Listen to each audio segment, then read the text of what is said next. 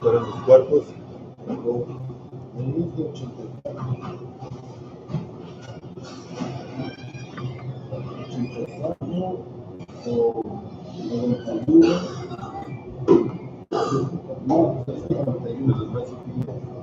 Es del medio.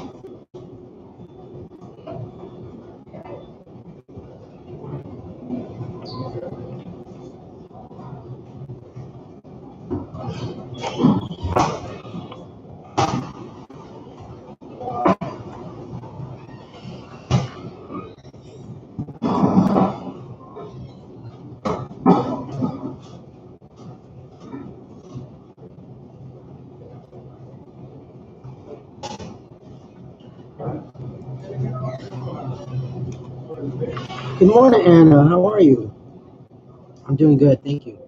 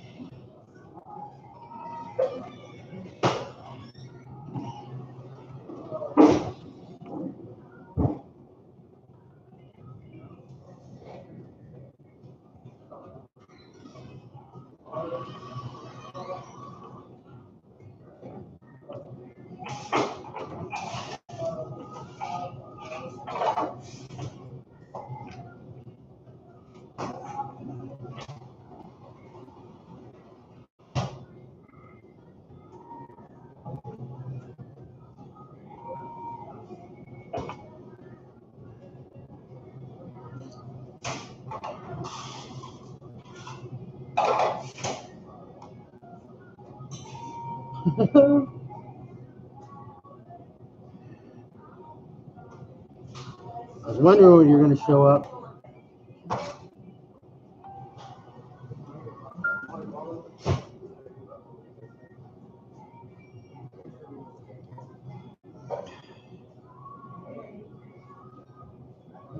You, like most, are definitely a Leonard Nimoy fan.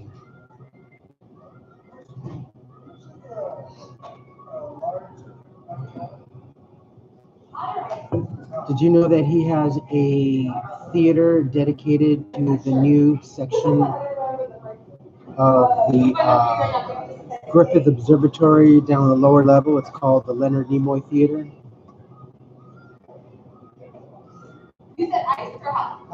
Yes, it is. Yeah, it is.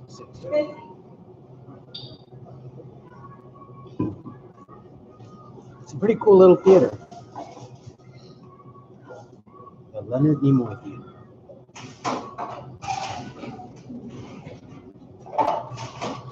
Oh, that was a trip. Albert?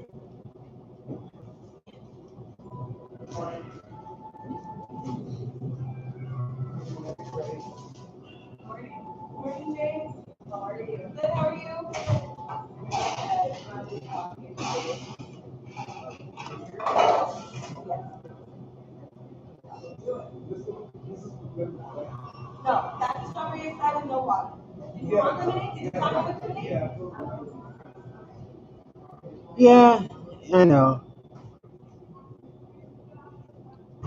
I gotta agree with you on that. But I'm just saying that it's cool that they gave Mr. Nimoy a theater. You know what I mean? I was actually surprised. They spent $93 million refurbishing that place, and they spent every single penny wisely. They did a very good job. I was very impressed, very happy. It's like my favorite museum. Is it a museum? It is a museum, I guess. Scientific museum. Martin.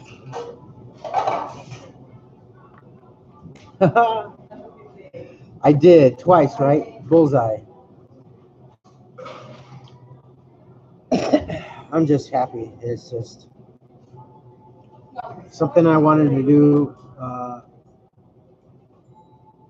Actually, before my daughter's birthday, at least for my daughter's birthday, and I was able to accomplish the second half 24 hours later. Not even 24 hours later, but that was cool.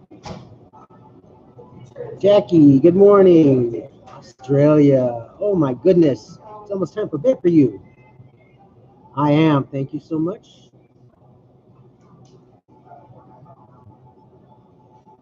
Yes, but you know what? As bad as it is here in Cali, with everything that you just said, it's like a bloody carnival. It's like a horrible box of chocolates. You never know what you're going to get into until you bite into one and then spit it out. But it is California.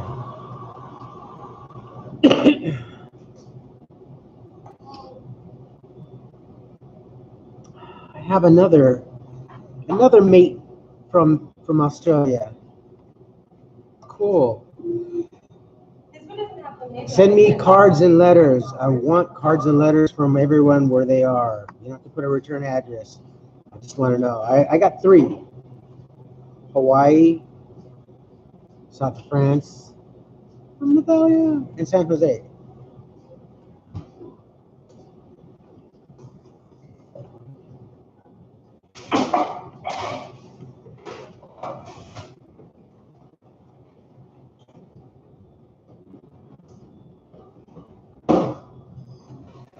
Boom, right there.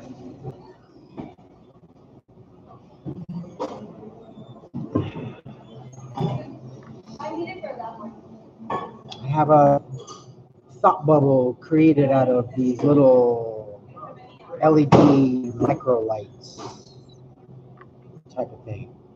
I got them from the 99-cent store. And I would like that wall to be filled up.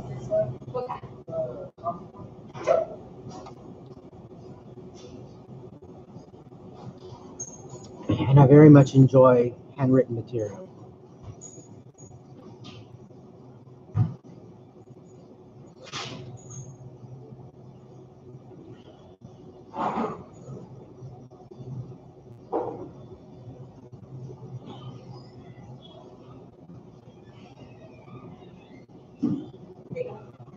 I'm waiting for a couple more people to get on here. Hoping. I'm trying to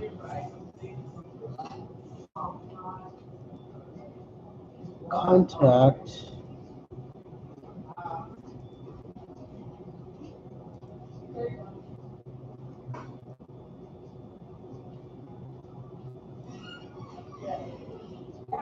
some people in the homeless services that we need their help out here so desperately.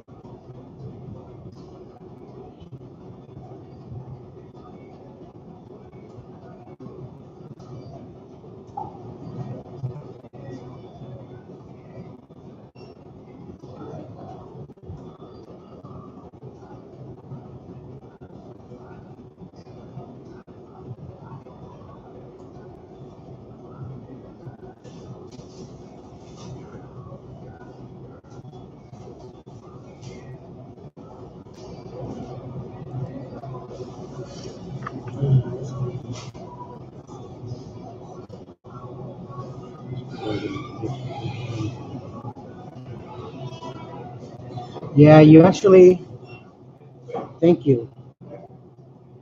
You know, the problem is that the common mistake is that you need to address the housing situation before you address the addiction. I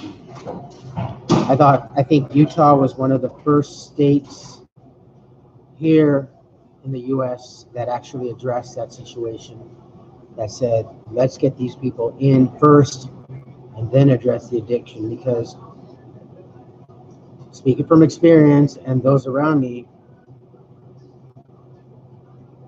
while you tell a person that, okay, you need to get in the program first, and then we'll get you housed once you are halfway or completed the program. And that's dangling a carrot in front of a horse. And people are going to stand by that. They're not.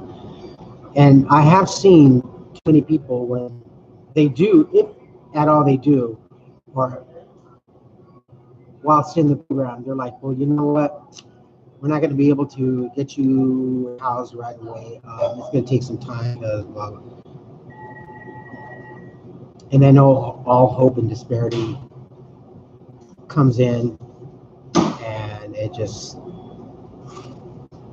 one exits, one enters the room. The hope leaves and the disparity comes in, and then it's back to the addiction. And then it's like, well, screw this, it's not going to help. Everybody's just making empty promises. And for the most part, yeah, it's terrible. So housing first, then treatment. You got to get that person in that mental mindset of having a security.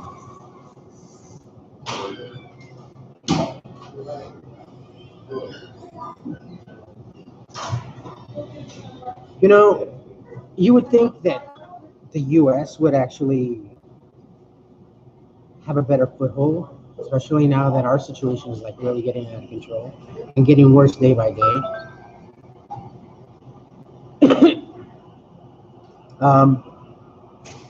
I had seen a video, my friend Mark's video,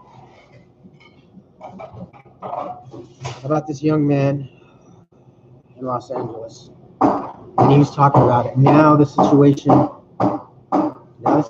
is getting so bad that there are literally gangs and drug dealers that actually go around Skid Row and all of downtown LA and are actually taxing homeless people, where they're actually threatening them that if you don't pay your tax or your due, what they're actually doing is they're burning down their tents and their property. They're not stealing it. They're actually really, really humiliating that person by burning their property. And there's nothing that these people. So you either pay your property tax or we burn down your shit. That's how bad it is now getting Los Angeles and Skid Row. And I can see that that's eventually going to trickle down to Pasadena. Now everybody in Skid Row, to avoid that, now they're going to be coming more and more to Pasadena, as I've seen that situation. And then that taxing is going to be carried over to Pasadena, because these drug dealers don't want to lose their money. These gangs don't want to lose one single penny. So they're going to follow wherever the hordes of homeless are flocking to. And then it's going to happen. Mark my words, at least by the end of this year, we're going to at least see one homeless encampment or a situation where a homeless person's property got firebombed. Watch. I already know what I'm talking about. I've seen this and I live this. So, and I'm trying to get into contact with this nonprofit to come over here. And I've been working with one. I was trying to work with one. I think it's from Australia or New Zealand. I think it's Australia. They created some of these fantastic backpacks, sleeping backpacks, and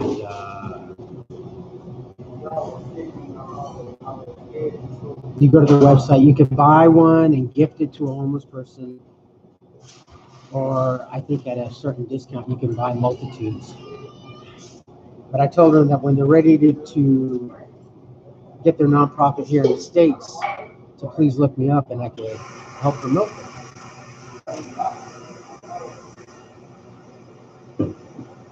But anyway, the situation with these gangs is just unheard of. I mean, that's just.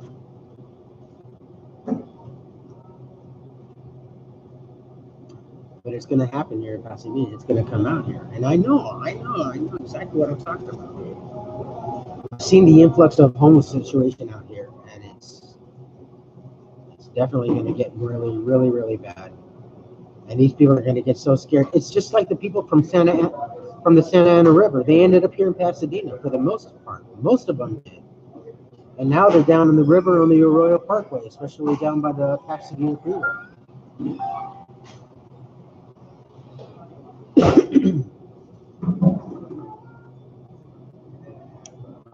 I only wish there was more that I could do. I mean,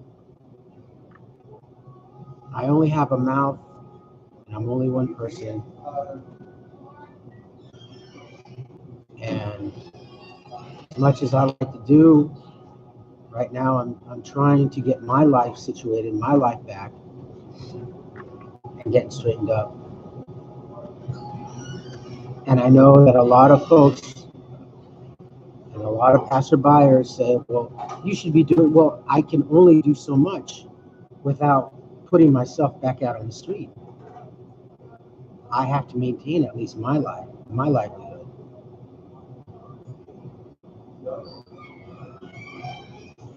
I'm just now starting to get back into life. I just now got a job, so. And with employment and with a paycheck, I can do so much more. But it takes money to be able to generate awareness. Believe it or not, it takes money to generate awareness. Nothing is for free. These little infomercials that you see, like in the middle of the night or early in the morning, oh, little Maria has to walk 3 miles to get water, drinking water from a dirty little brook. It's not free. Just because you're a nonprofit doesn't mean everything is for free. It costs money. And then maybe if you're lucky enough, you can write that off. And I'm a nonprofit. I am not a nonprofit. I don't have a 501(c) status. So everything that comes out of my pocket stays out of my pocket. Which is why I'm trying to work on my Patreon to help generate awareness. Someone brought up the situation, well, you know, your Patreon page is different from what you're doing. That's because I'm still trying to focus on my life. My Patreon page, whatever goes from my Patreon page, is going to help generate awareness. My GoFundMe is for me, and that's it. But I can only do so much. And I need to generate awareness, and I need to talk to people. It's not that easy. I'm the only one here in Pasadena that does live streams 7 days a week, plus 2 and 3 uploads on an average a day.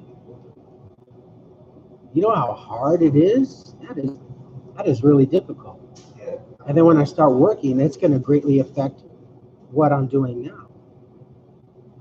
because my schedule is going to be floating at first, especially with the new store opening. I don't know how often I will be able to do live streams. I don't know how often I will be able to do uploads whenever I have the chance. And then my homeless sector awareness is going to be affected too. But I have to get a job. I don't want to end up back out on the streets. It's too. If I end up back out there again, I will surely die. I don't want it. If I do, and I hate to say this, I'd rather kill myself. Because this time around, again, it's getting terrible. And anybody that has been out there and is now out and it does advocacy work or awareness work of any kind of situation like this for homeless people, I think there would be an agreement that they would rather die than to be back out there. It's only getting worse.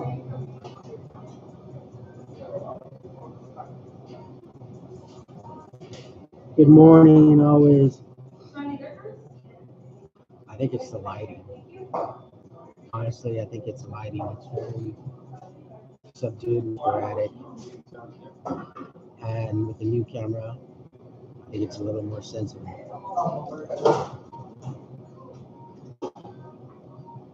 Yes, I did. Fair. Yes, I did. Thursday afternoon, actually. The last day before class. How ironic.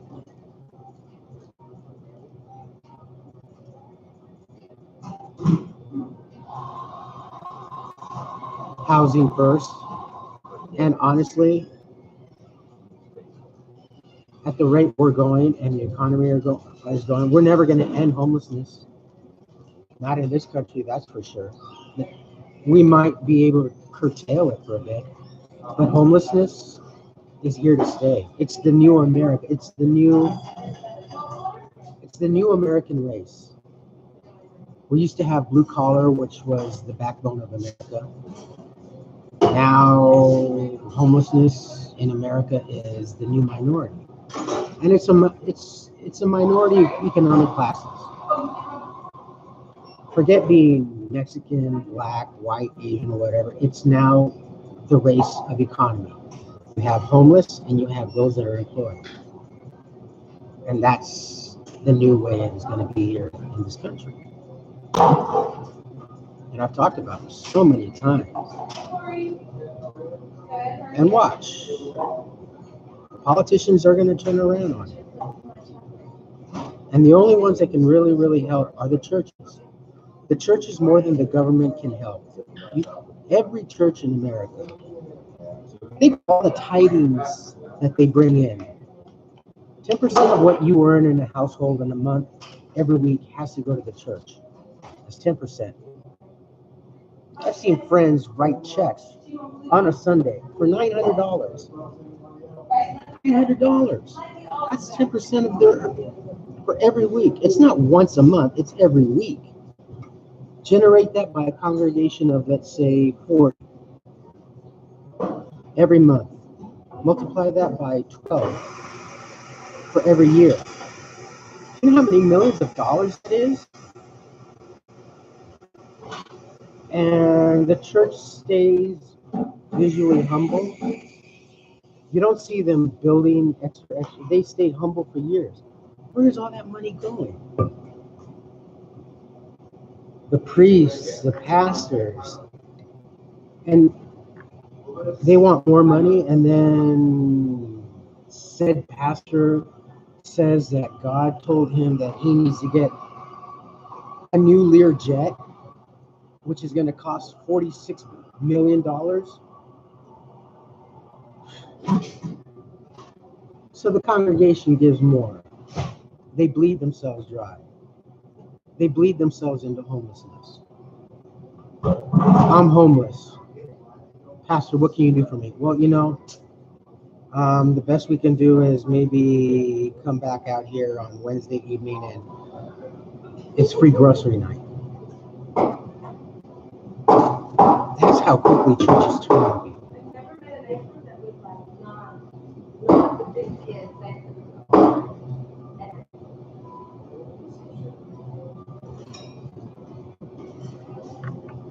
Being the fact that it's a new store, it's uncertain. It is an express store. I will be, I think at first, on the sales, shelving, pricing, facing. But the company does a lot of cross-training, so it's never really a stagnant position. You may be hired as a position, but they do a lot of cross-training. So that's good. It's never going to be boring. You may be doing this for a bit, then you'll be doing that, you'll be doing this and this and that. And I like that. I'd much rather have the multiple knowledge than just continuously either being a cashier, stock, or shipping and receiving, or whatever, you know? It's just better than that.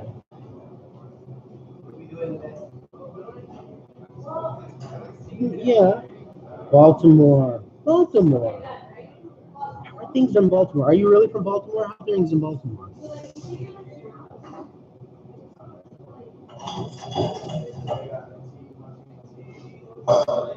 Yeah, motels and hotels. Look, when I was still working for Sugarfish and I was getting a fat paycheck,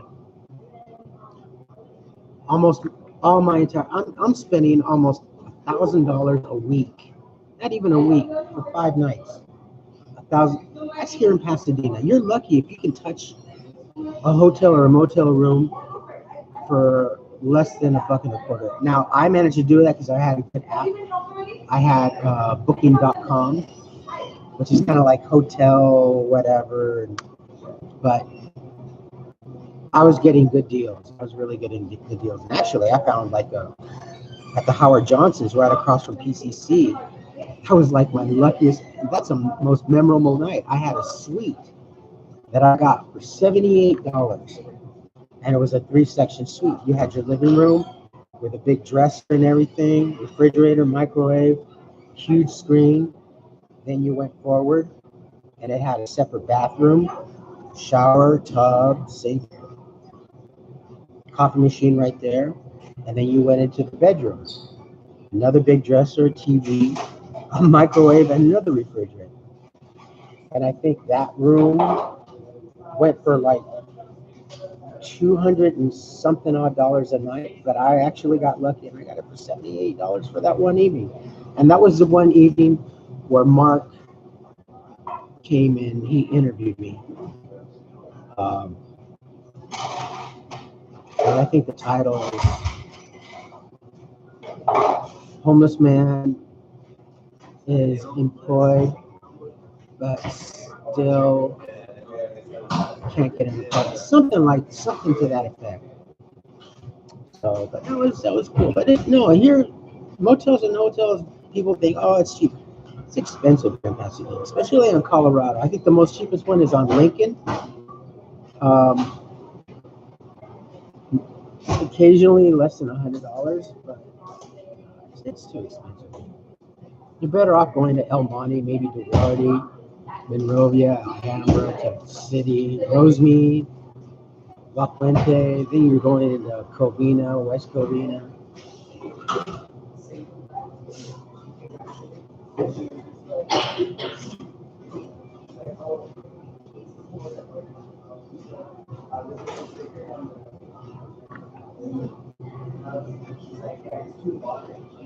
I'm just happy and grateful that everything's just falling into place. And I'm very exhausted. You know, being homeless is like it's like being an actor or being the president.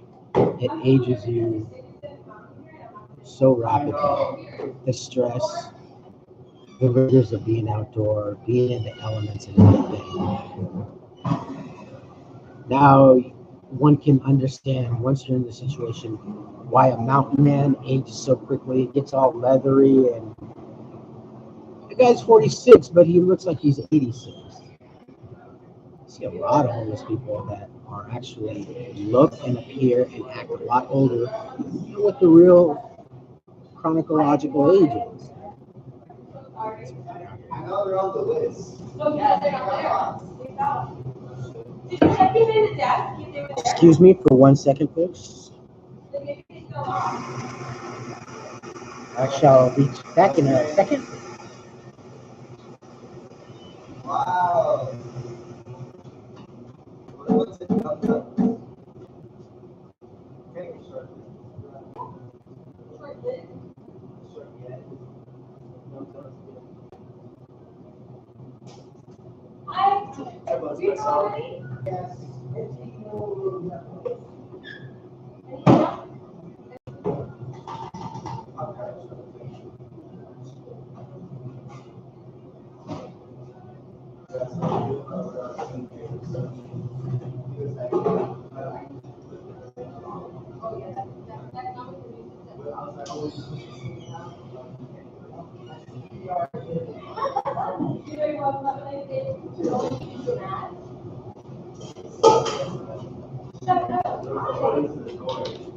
Yeah, he was just like,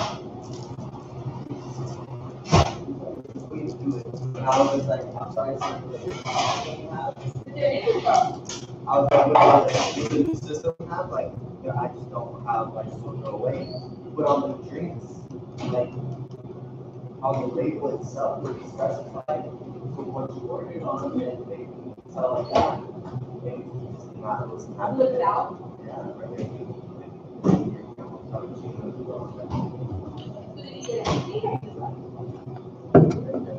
Now you told me that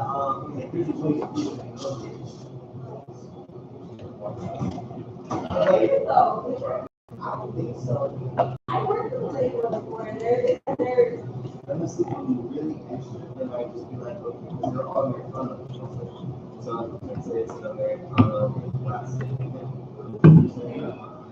they'll be like, oh, All right, I'm back. Apologize. I needed to get my second cup, my second win.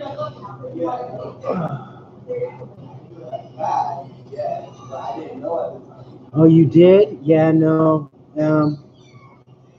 No, actually, there was a point for like 6 and 7 months, Baltimore, where I actually met this nice lady.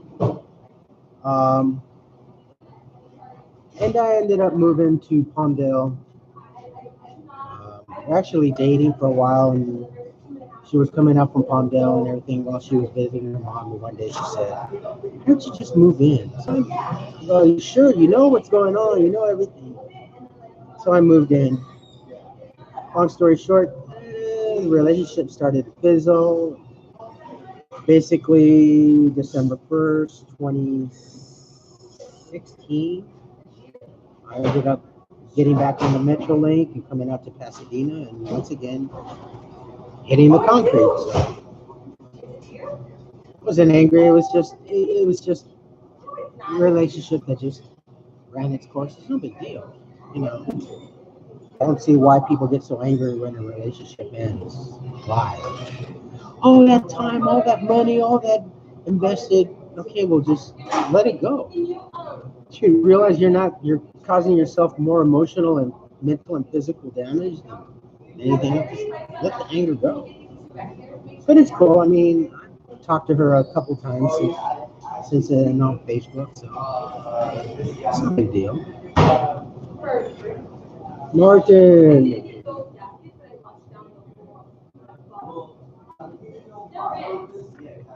Yes, I have 4 other roommates. And actually, I'm already tired of that situation. I have to let my case manager know Monday that I got a job. And with that being said, he will,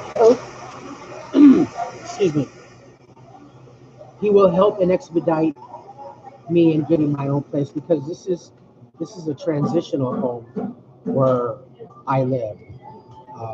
I believe we've all been formerly homeless people, and this is a transitional. So this is a 1-year plan in order to seek employment to be able to save money and get up and on your feet, and then eventually every person's case manager is going to help them find their own permanent housing.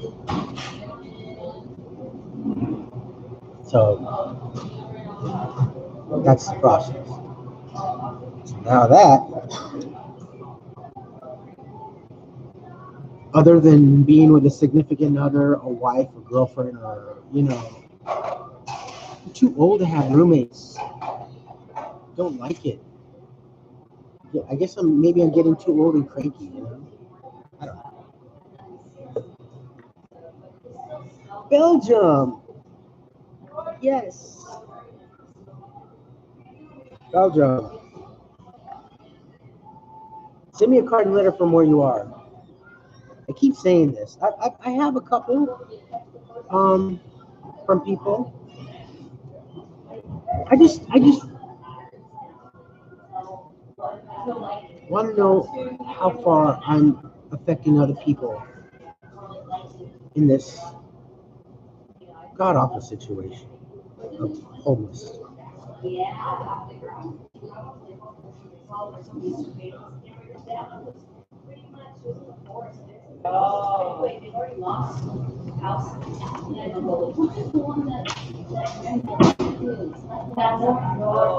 Send me cards and letters. You don't have to put a return address.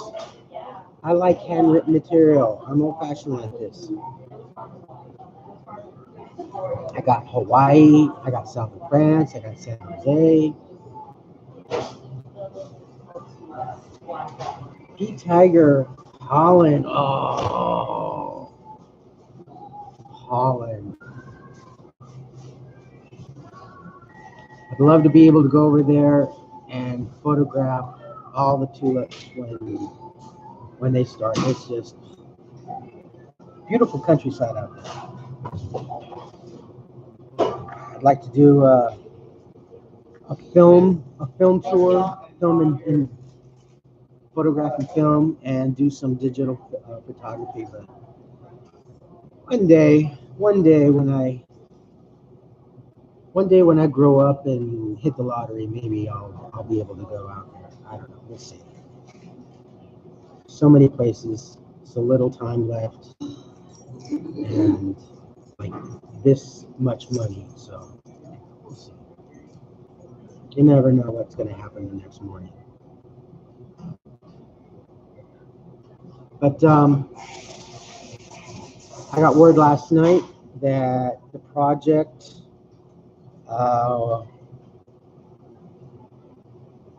with one of the big threes is coming to fruition.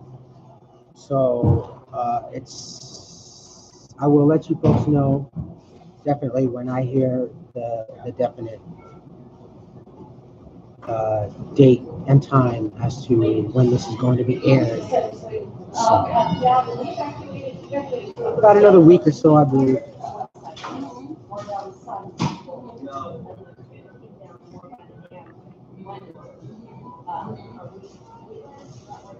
For today, I don't know. It's, oh, excuse me. Oh, that stretch. Oh.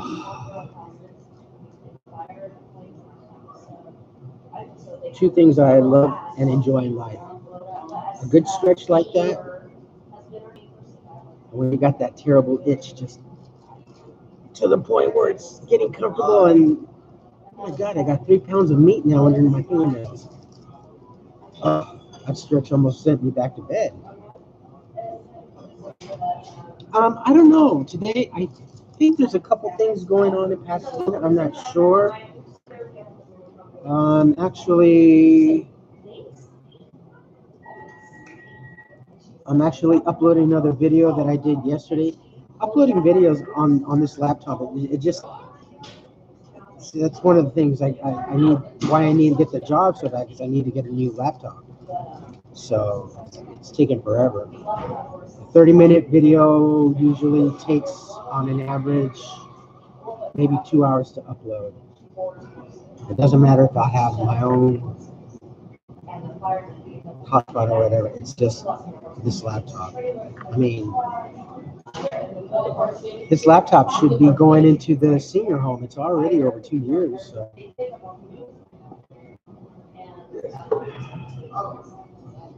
And it's Windows 10, so it's not like it's anything really old. It's just archaic in a sense. I don't know.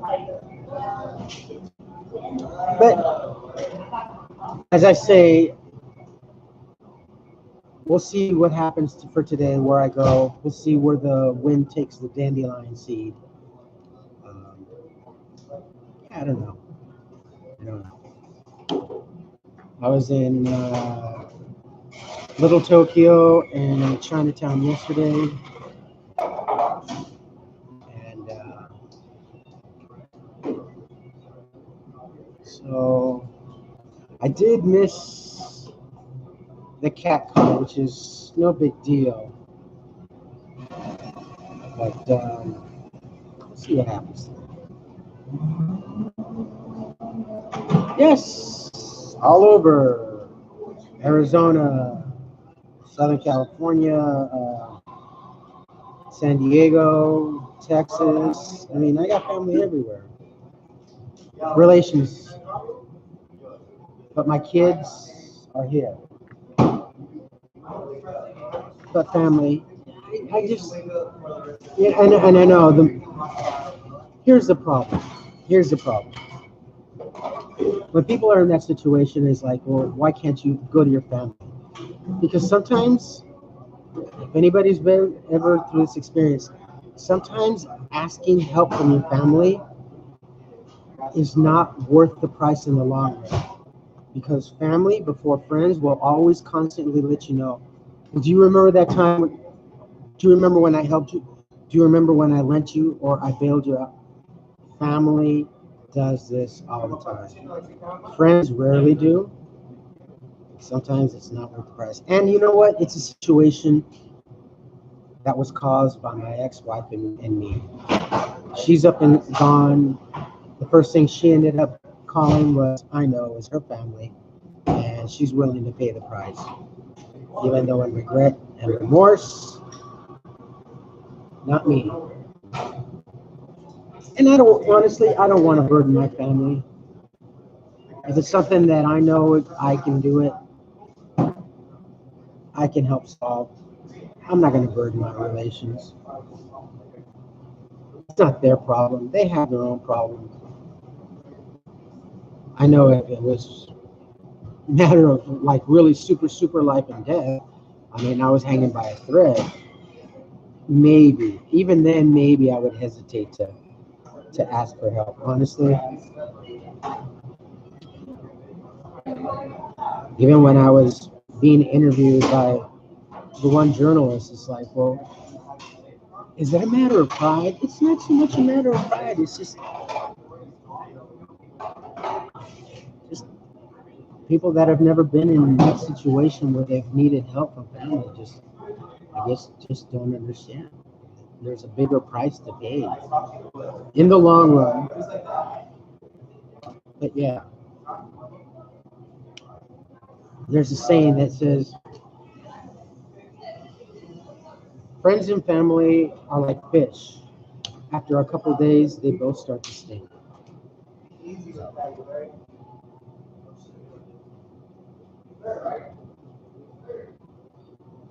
Yeah. Oh no, I have been keeping in touch with them.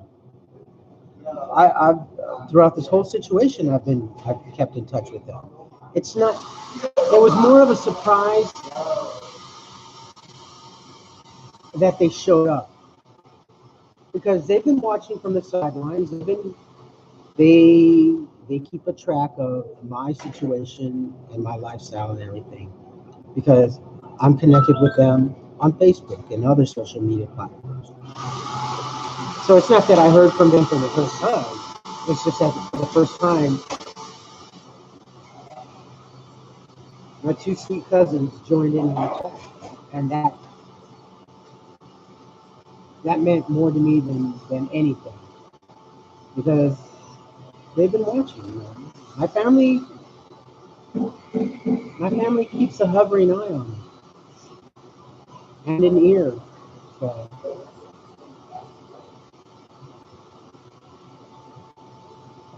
but it was just moving that these two ladies just popped in like that. And it meant a lot to me. So it still does.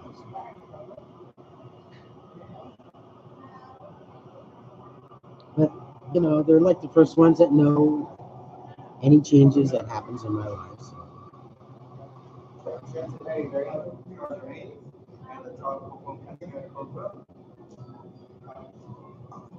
It is inexpensive, but my children are here. I can't leave. That's what keeps me tethered. That, and I don't mean it in a bad way, that's what keeps me anchored and tethered here. California, yes, is really, really expensive. Trust me. Trust me, I know. The state of the economy here is just awful.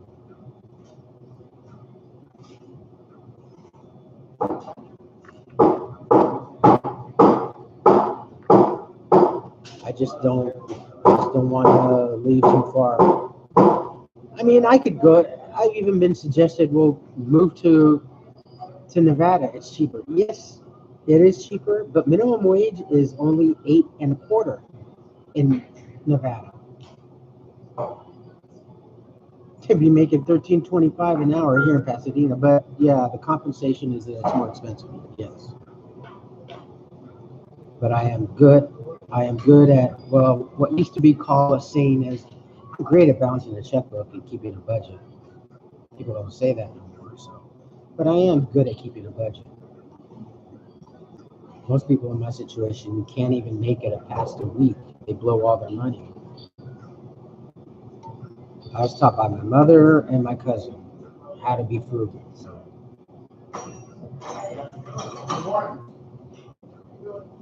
It'll be tough. It'll be tight. But I need to stay put.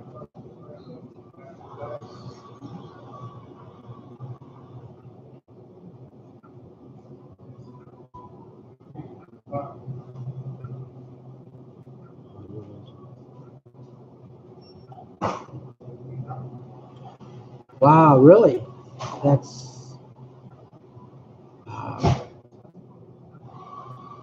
I mean, as long as it doesn't make. I can see that.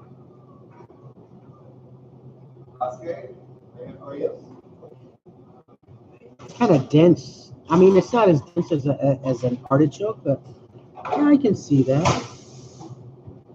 It's funny when most people think that, oh, you eat flowers. It's vegetation. Most flowers you can eat, yes.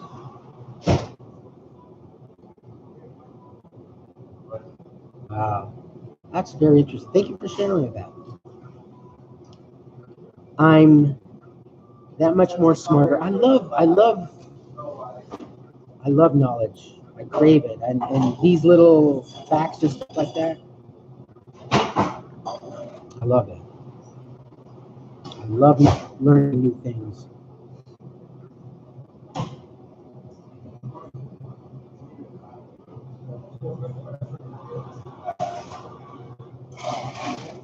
It's very, very interesting. Was there like, I guess, times of famine? They created new recipes, I'm sure, with the bulbs and everything like that. I have to do some looking into. There's this YouTuber that I follow that she does recipes of times of famine and hardships, not just in this country, but all over the world. And she likes to recreate those recipes and stuff like that. Share them on YouTube and stuff like that. So I have to find out. Or if you can let me know of recipes that people used to create to extend the food situation. Yeah.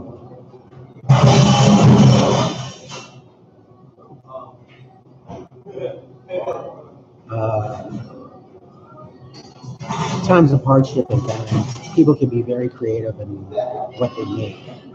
Things that you probably say, oh, that sounds gross. Yeah, but when you're looking at eating shoe leather for dinner, I mean, it makes a big difference.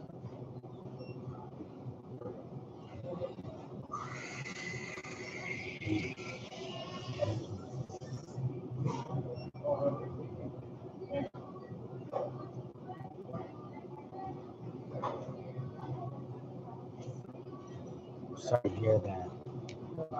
Yeah, it's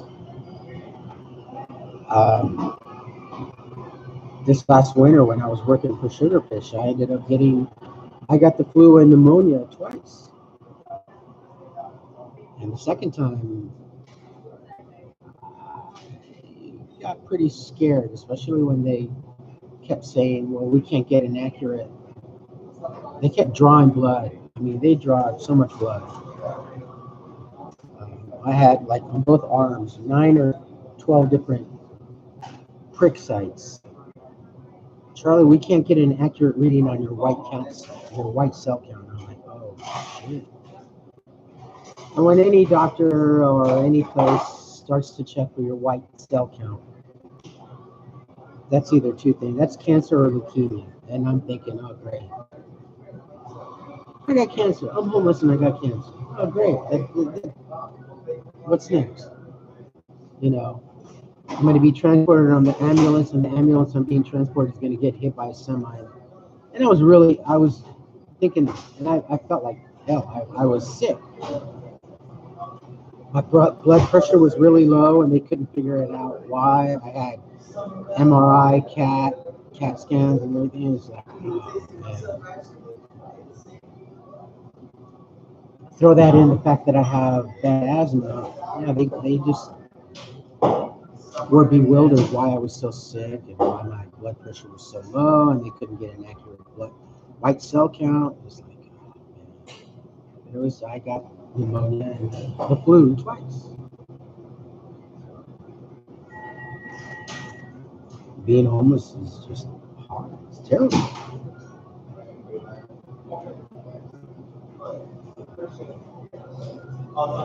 No, I got to stop. Yeah. That was a pretty bad time in the world.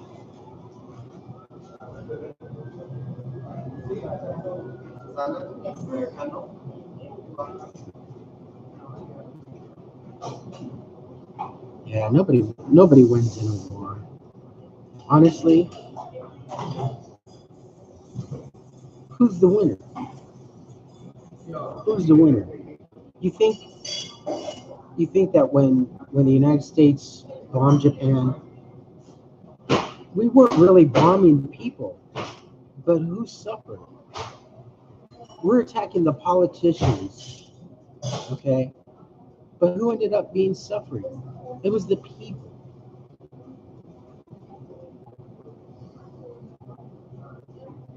That doesn't make sense. All those thousands of people, man. And the most memorable picture and the one survivor was that one little girl where you see her in that Time cover magazine, that black and white photograph, where you actually see layers of skin just falling off her body. And she survived, and she's still alive. She's like late 80s, 90 something, and she still survived, you know? When it comes to war, what people don't realize is don't take the anger out on the people. People have no choice. It's the politicians. Maybe some of the people, yeah, but it's what they've been told. And especially when you're a communist country, you really have no choice. You really don't have a choice. So when you're at war with a country, don't hate the people. It's the politicians. Just remember that, you know. I don't think we're going to have a World War III. If we are, if anything in this country, we will have a civil war in this country. And I've said this time and time again, but it's going to be a civil war of economic classes. The homeless and the poor against the wealthy. And it's already been happening. I mean, we see these little outbursts of riots and everything else. You don't think that's a civil war? You don't think that is? People are just getting tired and frustrated. And the less money you make, the more it's going to be put out there. People are frustrated.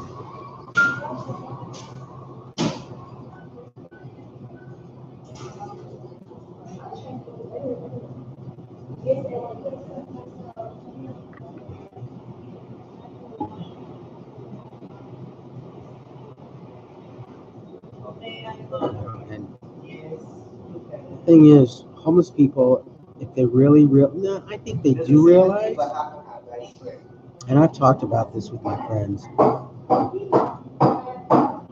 the strongest voice in this country are the homeless people, but they're afraid. They're actually afraid. They're afraid of what worse can be done upon them, as if anything worse can be. A lot more. In some states, it's already illegal to be homeless. It's illegal to be homeless people. How ridiculous is that? Here in Pasadena, it's already getting that. Did you know that Salvation Army here in Pasadena every Saturday morning used to feed, but they got harassed by the city because there was a fight that broke out, I believe, and they put a kibosh on the feeding on Saturday morning. And it was a good feeding. It was really good. It was waffles, sausage, orange juice, hash browns, coffee, water, occasionally milk, and then pastries. And then when they had clothes and everything. It was really a good thing. But the city was looking and itching for an excuse in the right moment. And unfortunately, there was a fight that broke out. And the city said, no more, no more. Because this one incident is going to end up in another incident, And for the most part, yes, it's true. But they were looking for an excuse to put an end to it.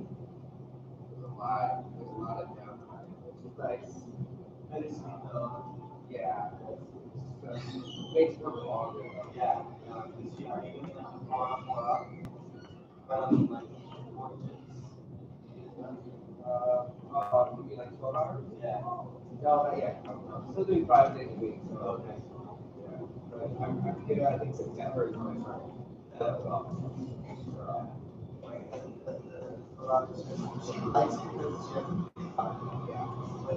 It's the thing is, yeah, the thing is the so like, you gotta hold me up, so like, if I stay in bed,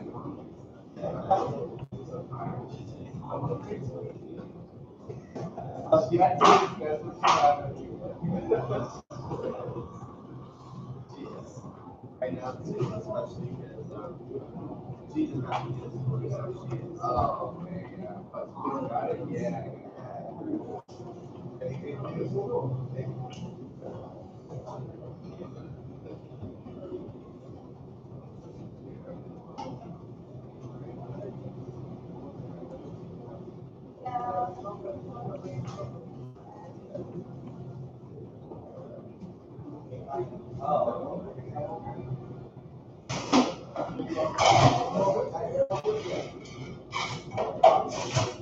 Trying to reach out to this one group. Definitely use their help out here.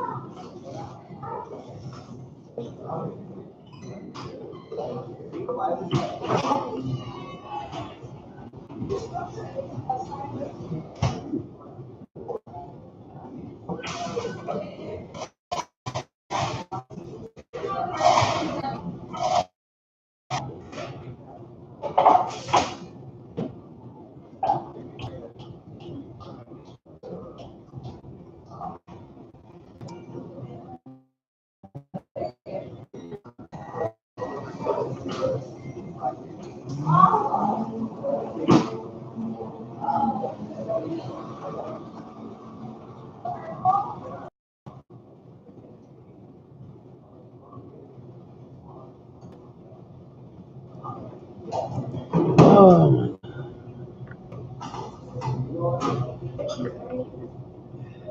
you know, I've even thought about, second thought about this.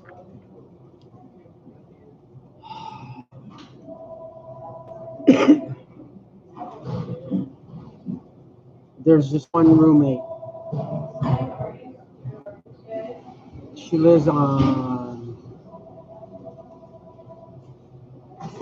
there's 5 roommates altogether. 2 that live in like the front part of the house, and the 3 of us. One lady and I, we live like on this side of the house, and the one gentleman lives at the very back of the house, towards the back entrance. We have 2 in the front and the back entrance. We have 1.5 bathrooms in this house, 2 huge refrigerators, stove, microwave, and everything.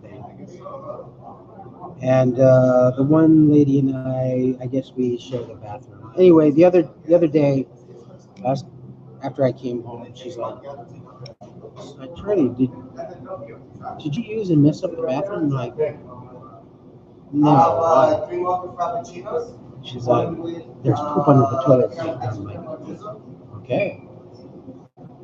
And I hadn't paid attention because I get up early in the morning. I'm out of the house by 5 o'clock, 4:45 in the morning. I don't usually get back until maybe close to around 9 p.m. Go to the kitchen, throw something in the microwave, make myself something to eat. But she's kind of like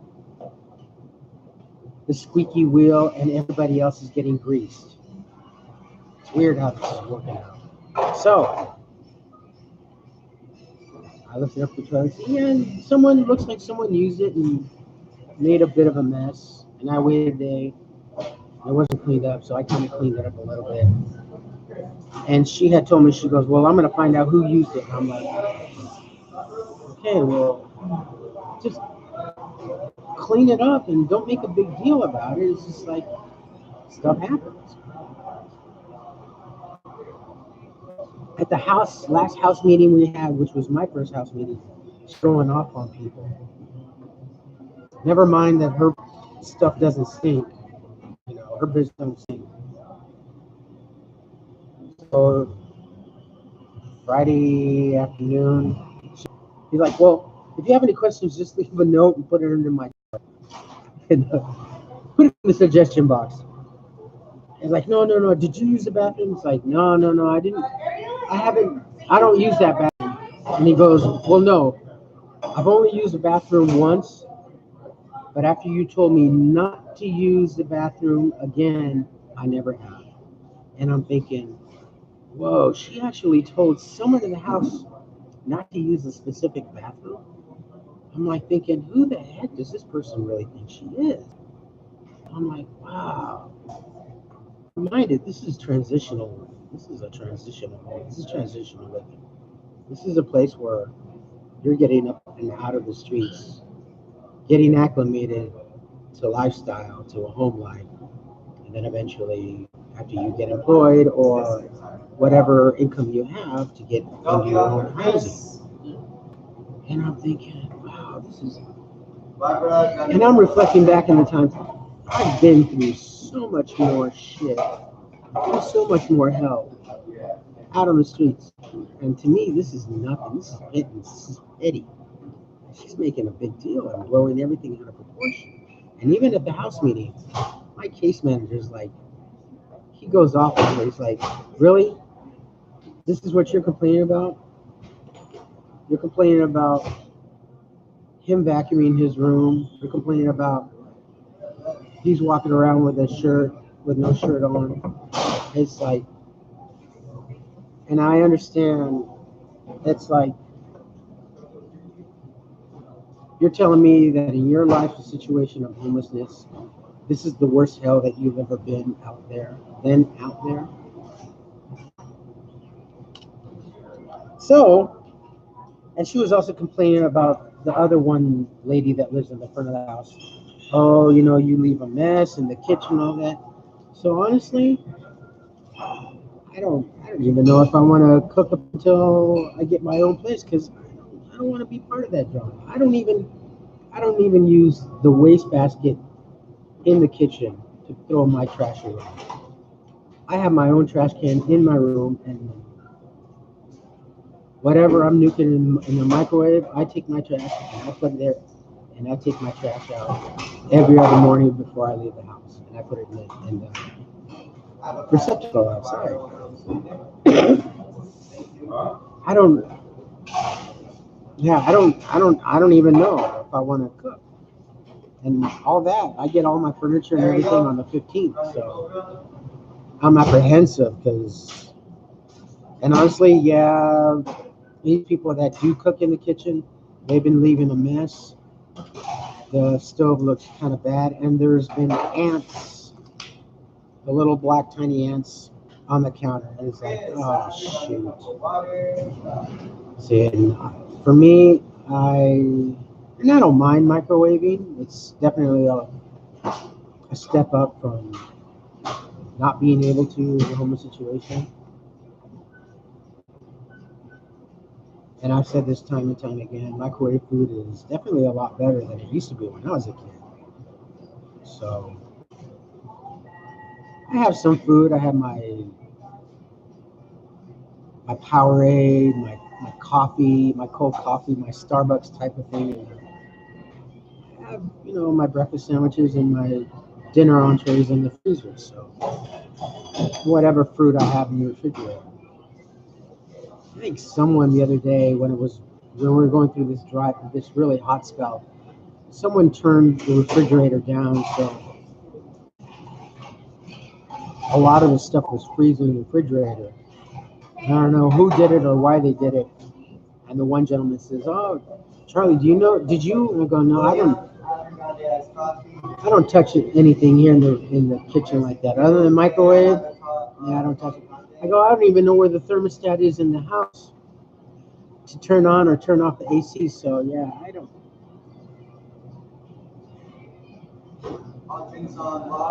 These people just have so much drama, and they're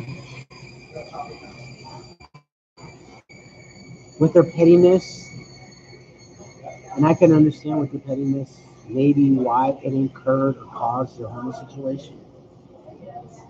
But I can almost see them being back homeless in a short given while because if you're not happy in a regular life, then you must prefer being homeless. I've seen that. I've seen a lot of people that I've known that have become unhomeless and in a few short months end up being homeless.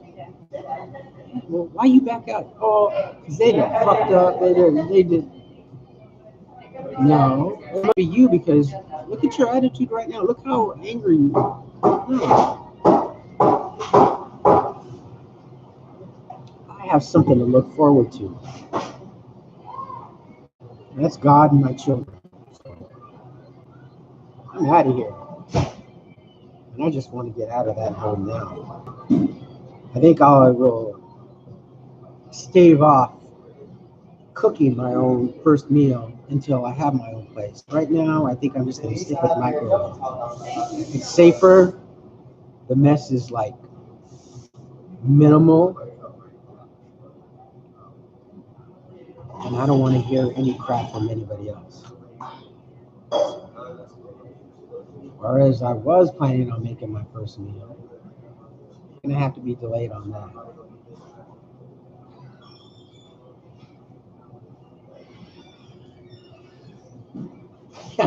But no, I understand. Yeah, having a schedule.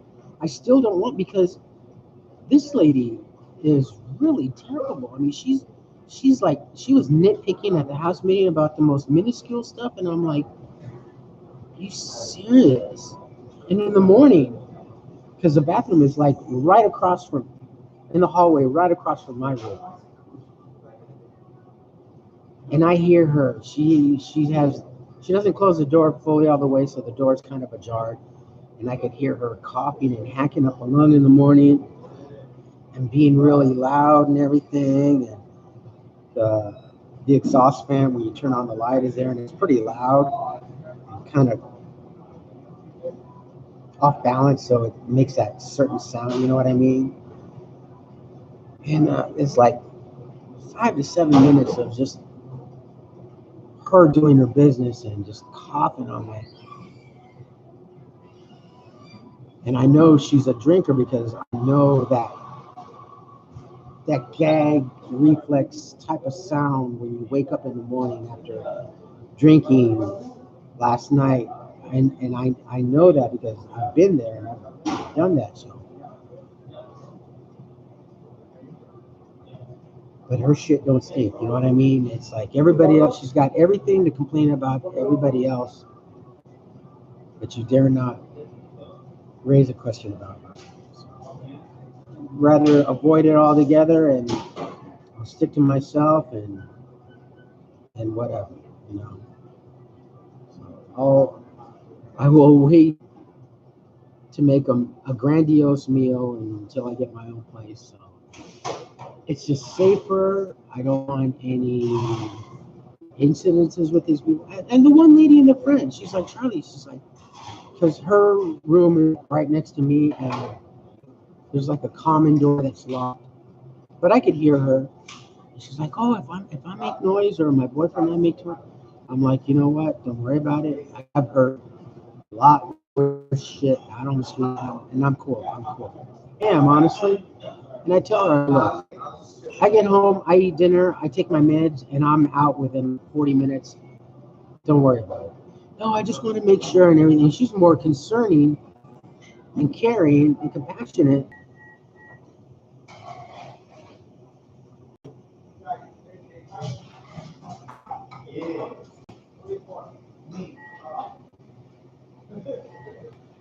Yeah, I know, but there is something to be said about humility.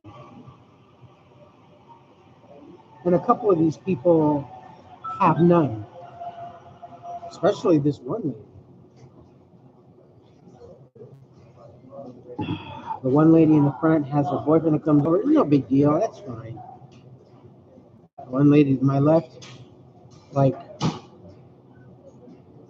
her son came late last night, and I guess he's homeless as well. I don't know what the situation is. But this morning when I'm exiting and I'm looking to the northeastern sky because last night and tonight we had the Pleiades meteor shower. And I'm trying to look at it, and there was still some haze from the fires and the smoke and everything. So I'm standing out there and I hear off,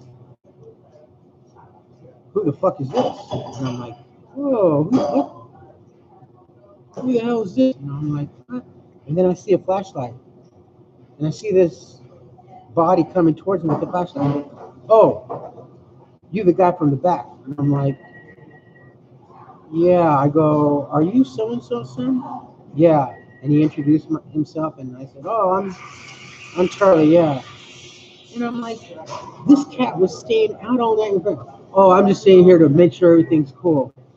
You don't need to make sure everything's cool. And I'm like, oh my God. This is a decent neighborhood. It's relatively safe. And this guy was spent out on the street all night long.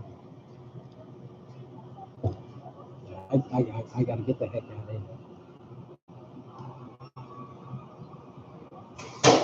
Yeah. Oh, yeah.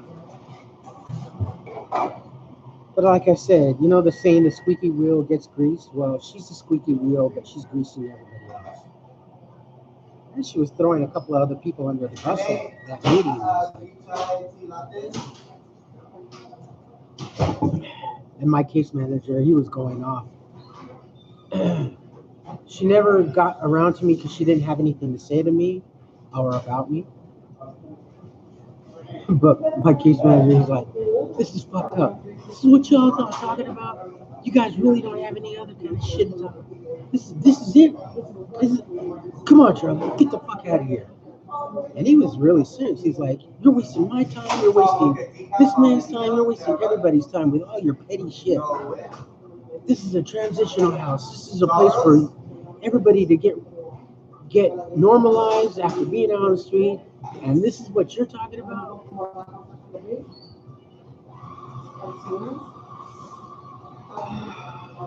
Drama. Drama, drama, drama, drama. I don't mind the drama, excuse me. If it's something serious, but as petty as that is, it's just stupid shit.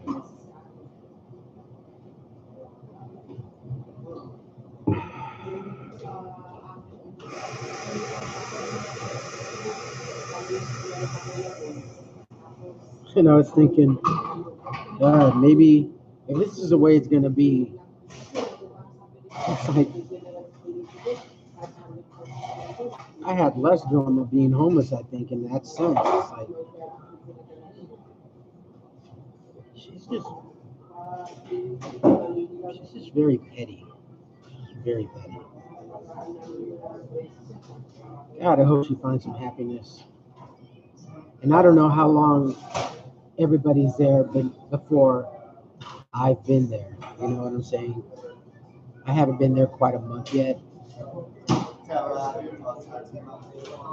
but I guess everybody's been there for at least a couple months prior to me getting there. I'll be there 1 month on the 19th. But if these people aren't getting their shit together, I don't see how they're going to be able to function in having their own place. Oh, yay! All right. Cool. The Chinatown video finished uploading. That took forever. So I'm posting.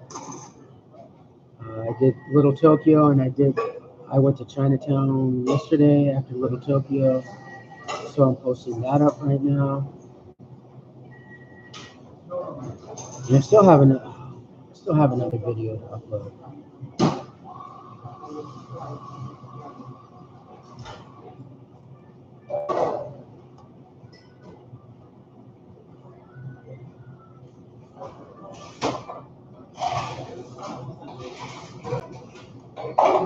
Oh Lord.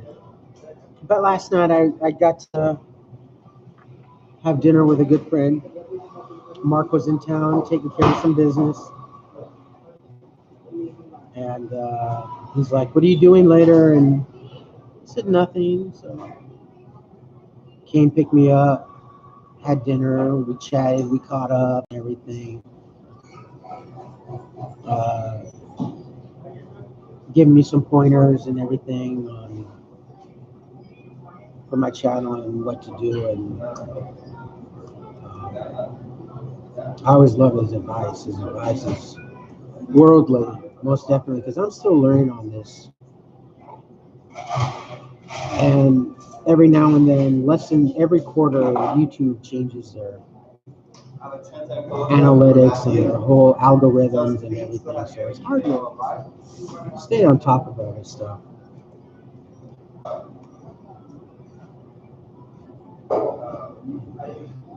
David, good morning. How are you? Where are you from? Where are you from? I just like to know. I have Poland, I've had Russia, 2 Australians, south of France, Middle East, a lot of people here from the States, Canada, a few people from Canada. See?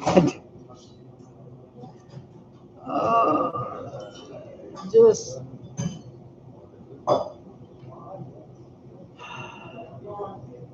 have a lot of Canucks. That's cool. Yeah, I know the situation up there is pretty dire as well. but better. But actually, a lot better than it is here in the States. That's for sure. Definitely take. Is it with America that can't help solve the homeless situation, but other countries, especially our neighbors, have been first and foremost definitely take care of. That just it's insane.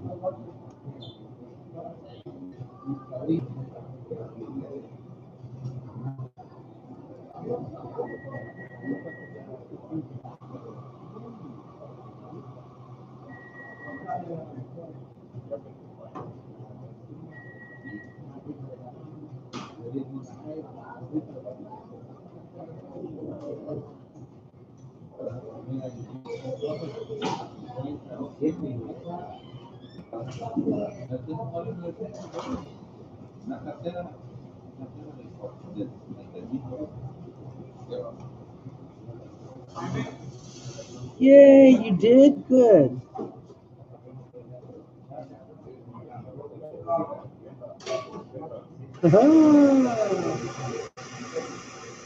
But you had a good time though, didn't you?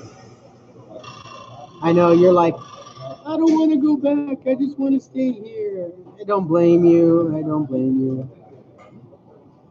It's like after when I went to Santa Monica, I was like, God,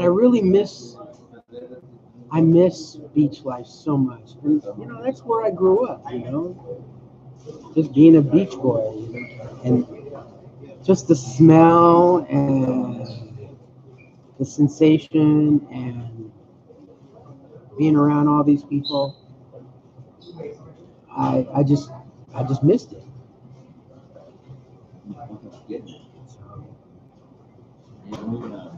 I don't know if I want to go back to. It makes you hungry. How does it make you hungry? The smell. Excuse me. I bet you it's the smell that increases your appetite.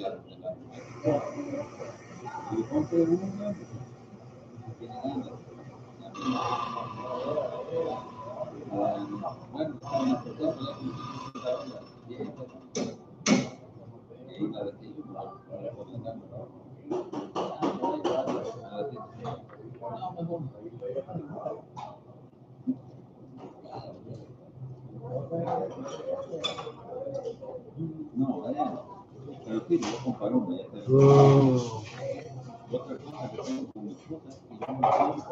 You're always gonna have that one person at the wedding. Even worse, more at the reception.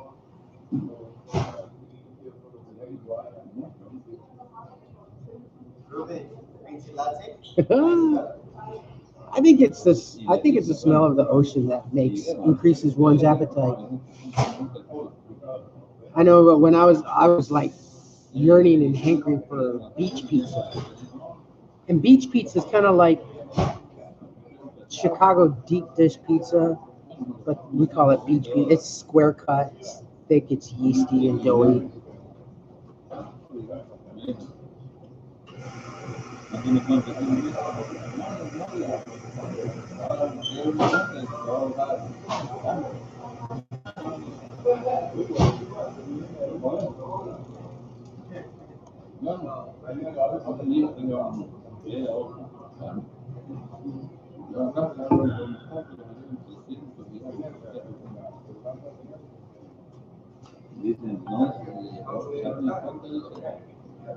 Yeah, so I had dinner last night with Mark. It was nice to catch up with him again. I was hoping because he left his plane was leaving out this morning, so I was afraid that I wasn't going to be able to catch up with him. But he messaged me last night. He's like, "What are you doing?" Nothing.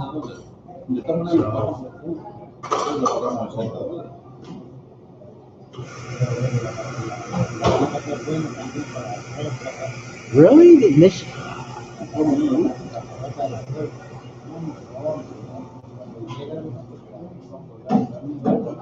That's like when I did my little sliding on the ice, and I went to Vegas for 24 hours.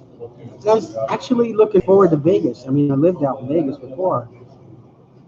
And then 5 hours into being in Vegas, I could not wait to get back to Pasadena. I'm like, I forgot how shitty Vegas is. And the smell,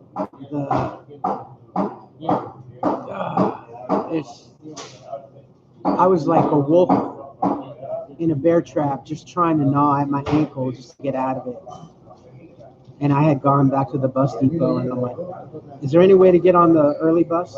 Well, if we're not too full, yeah, you can. But no, I had to wait till like 1 o'clock in the morning for my scheduled bus, because that's when I booked it. And I thought I was going to have a good time, but I so dislike Vegas. There's nothing in Vegas, honestly. Just trying to blow off some steam and just ended up coming back with more of an attitude. You could have Vegas, keep it. This is bad.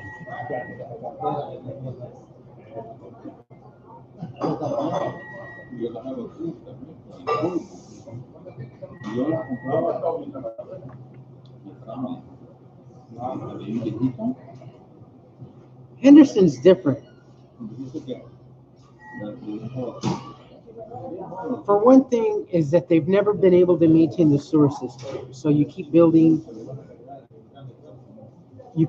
and this is from an engineering point of view, you keep building all these new resorts. The sewer system can only take so much. So especially when you're walking around like in alleyways or in the garages, you smell the sewer system. Especially in the hot summer days, it's bad. You go to Old Town, you go all the way past the old cemetery, the old convention center off to the right. The homeless situation there has gotten so much worse. Now it really looks, when I was there last in 2005, it didn't look like that. Now it looks like Skid Row. There's blue tarps, shopping carts strewn all over, especially by the county cemetery. It's bad. It's just really getting bad. And you don't see too many now over the catwalks that go from casino to casino. But there used to be homeless people, but now it's just it's and the situation with the Raiders now, it's only gonna get even worse. The only thing that I do like about Vegas is when I was there, life stopped at the Luxor. Right there where the Welcome to Las Vegas, the iconic Las Vegas.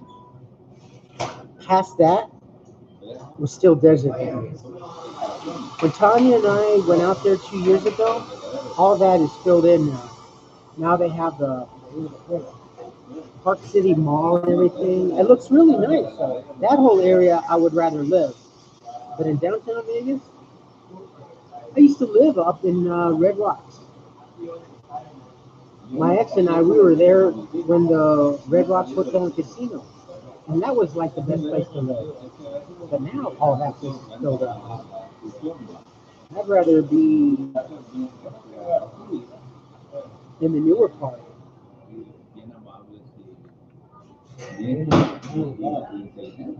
But Henderson, Green Valley, that place is known for the methamphetamines as well. The university, I mean, I've been down up in the muck and mire in Las Vegas.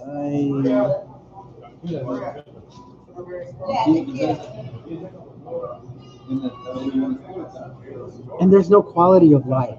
There's no quality for a family who wants to start a family. A young couple that wants to start a family. There's only gambling, alcohol, and sex. The parks there hardly have any trees. And there's 2 big parks that have the soccer field going up to Red Rocks.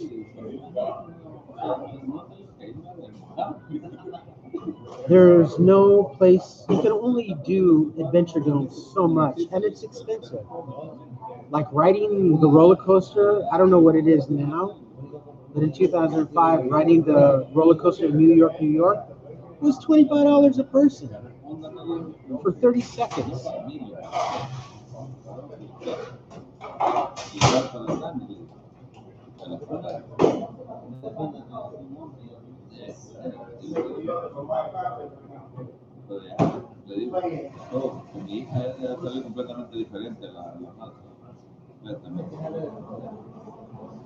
A one-bedroom apartment, okay, my room and a house of five, my room goes for $950. Just to give you an idea, a notion.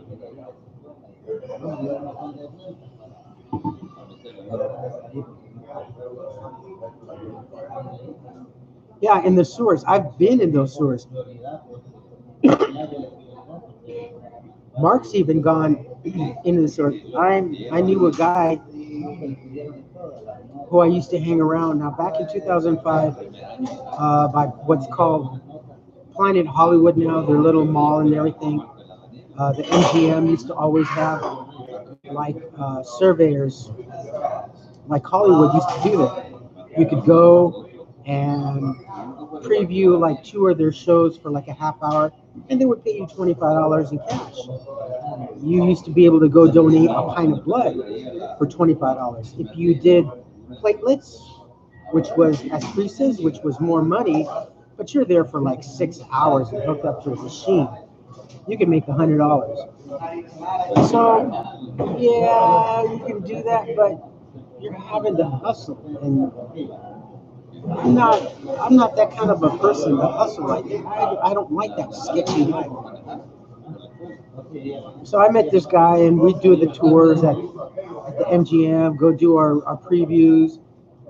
Maybe in one day we can make $25, $40 every day.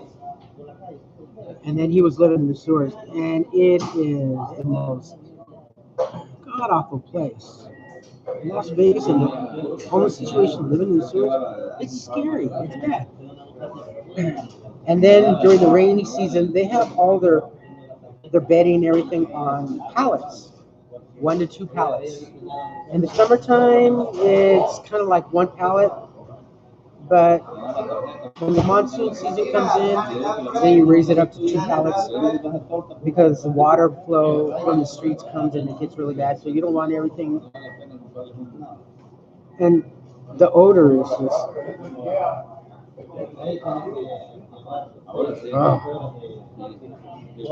something that you'll remember most for sure. I don't like downtown Los Angeles. I'd rather go to like Fremont Street. I like Fremont Street better.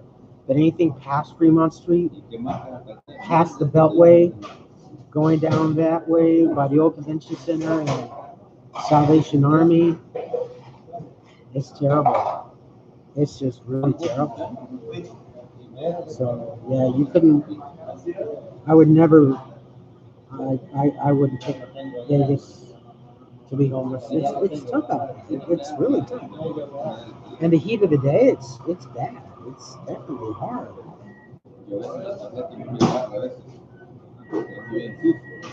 What are you gonna do? You can only, for family to be in Vegas to start off, I say stay away. Go to California. You're better off actually going to New York. When Holly and I, when we decided we were going to get married and stuff like that, I says, well, forget it. Let's go to California because there's nothing. We were going to start off a family. There's no amusement parks. There's no museums. The cultural life is not as diverse. Well, it's diverse in the fact that you have tourism, but there's no cultural diversity. You come to California, you come to LA, you have everything. You have museums, you have parks, you have tree-lined parks, not barren parks, not soccer fields. You have Magic Mountain, Disneyland, Knott's Berry Farm, Legoland. You have San Dimas, you have water parks, you have everything out here for family. What do you have in the most thing for family is Adventure Dome, Circus Circus. And that's expensive.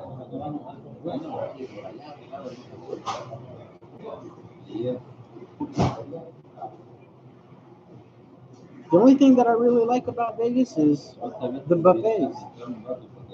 And I don't do the mainstream. I do the station. I like Palace Station, you know. I like Union Station. And I like the station buffets. I like the station hotels and casinos. I like. That's where the locals. That's where the smart people go. Stay away from the Bellagio and New York. And your odds at the station casinos are better anyway.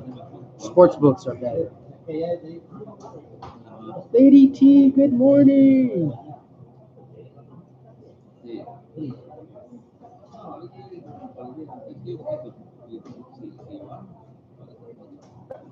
Well, in comparison to Las Vegas, yeah, you're better off actually in California. And the county services in Las Vegas are terrible. They are terrible.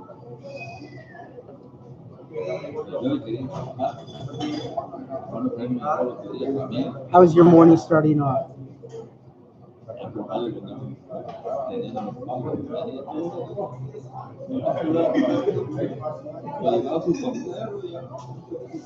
And I got another gift from someone else who told me that they were going to send me some samples in the hygiene packs, kits that they give like to the homeless. And she asked me if I wanted them. I'm like, yeah, sure, no problem.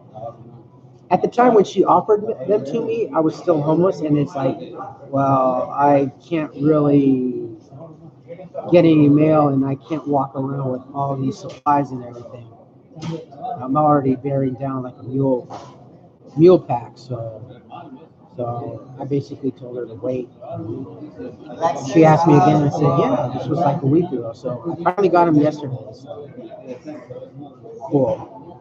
I'm set with toothpaste and mouthwash and washcloths and toothbrushes. So I don't have to worry about that.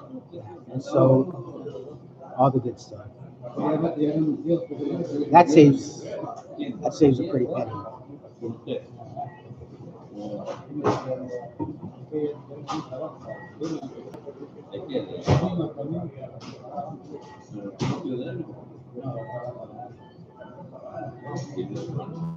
As long as there's work, that's good. That's good. There's plenty of work here in California, especially in the food and beverage and in the restaurants. There's plenty of work. There's plenty of work. Don't be fooled. I don't know and care about what the mainstream media is saying, but there's plenty of work here in California. There's quite a building boom, especially in Pasadena with housing and everything. Not affordable housing, mind you, but luxury apartments and hotels and condos and townhomes and all that sort of stuff. So the construction market here is pretty big. It's pretty decent. Just here alone in Pasadena, San Gabriel Valley too.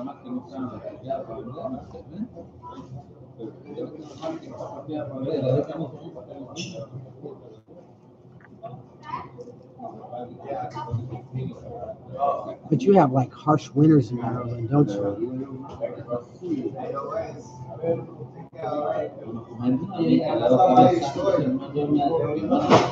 I miss real winters. I miss Wisconsin because Wisconsin was like the first state that I ever moved to where you have a taste of all the seasons.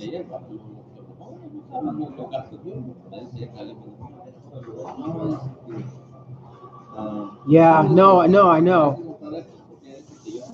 I was with Mark last night. He messaged me and picked me up, and we went out to dinner and on caught up with each other and helped give me pointers for my videos and my vlogs and YouTube and everything. And we just shut the shit. So yeah, it was good. Yeah, because he left this morning to go back, and I knew he was in town. He was in town for business and stuff like that, and I was hoping we were actually going to catch up the other night, but he told me, he says, you know, if I don't, it's because he's really busy. So, but it was good. Yeah, we got together for a couple hours, so it was cool. It was very cool.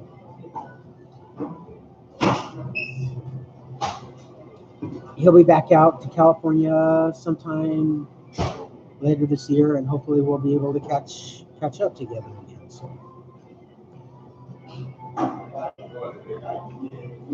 Yeah, but and I was talking about that gentleman in particular, how he says now that the gangs and the drug dealers are taxing people, homeless people, that if you don't pay your dues or your taxes, they burn down your tents and your property.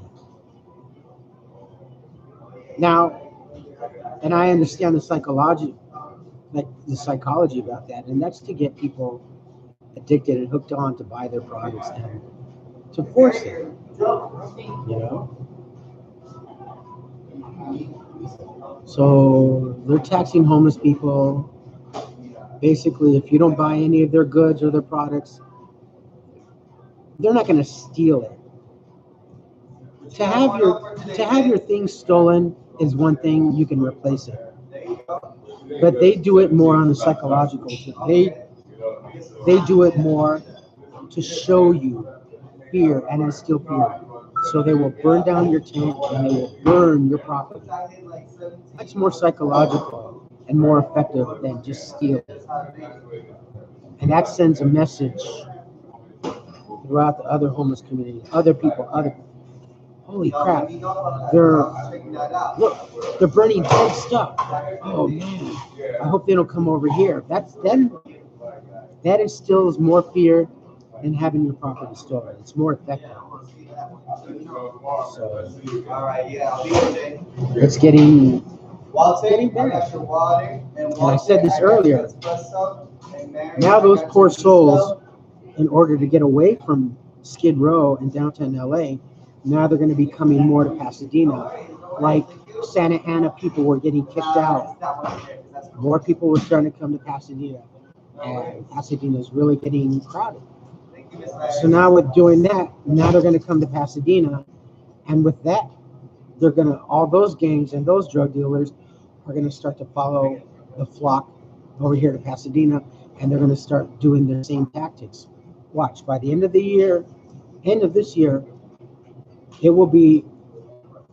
it'll make headlines that someone's homeless tent or encampment got firebombed.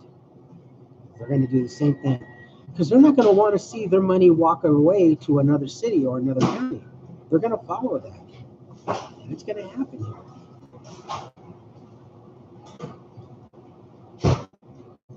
These drug dealers and these gangs are pretty bad, you know, and they're getting desperate.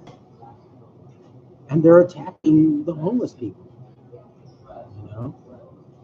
They're not letting them have the freedom.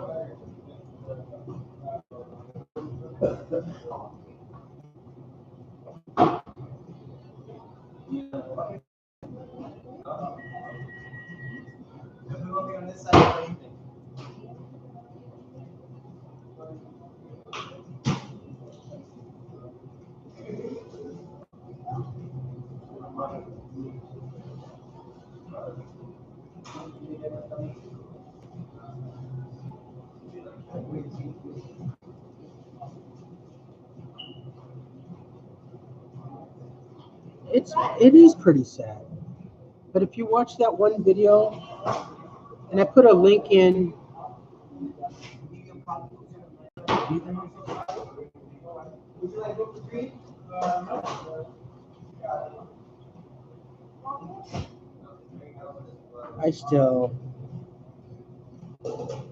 I put in a link in the video on yesterday.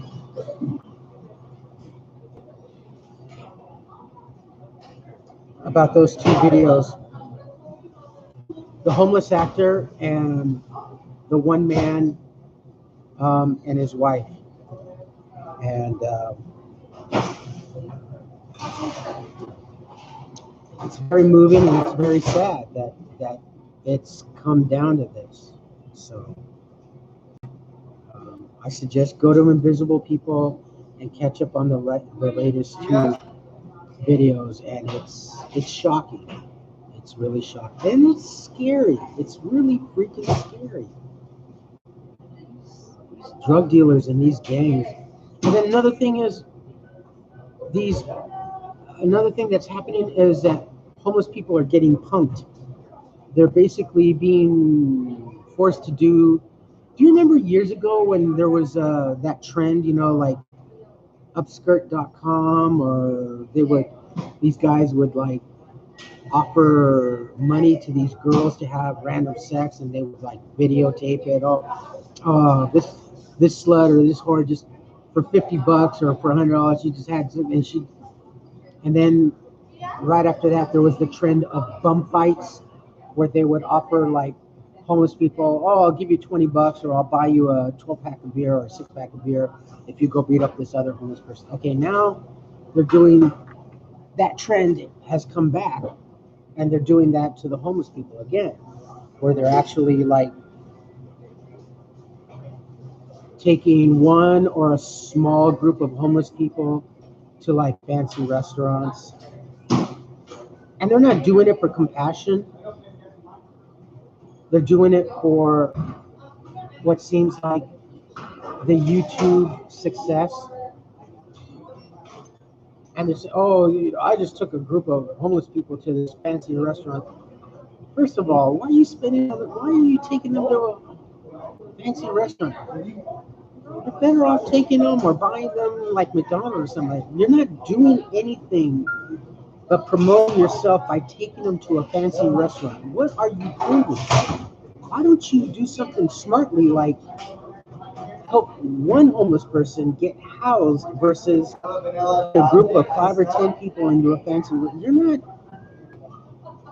You're showing what an asshole.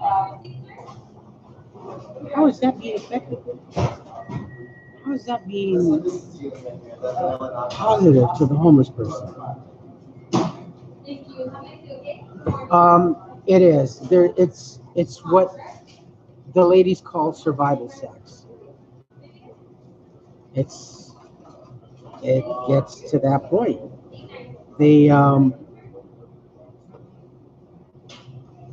They're fear for their lives, and instead of getting raped out on the street, they'll try and find and hook up with a guy who they think is the better suitor, will offer them protection, and they will, in exchange for protection and security, they'll give this guy sex.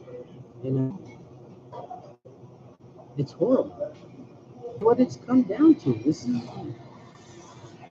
what our society is forcing homeless people to do. And it's always a stigma. They're just lazy, they're alcoholics, they're drug addicts, they don't want to work. Well, first of all they need to do is get a job. Without a residency, without showing proof that you have an address or whatever, you can't get a job.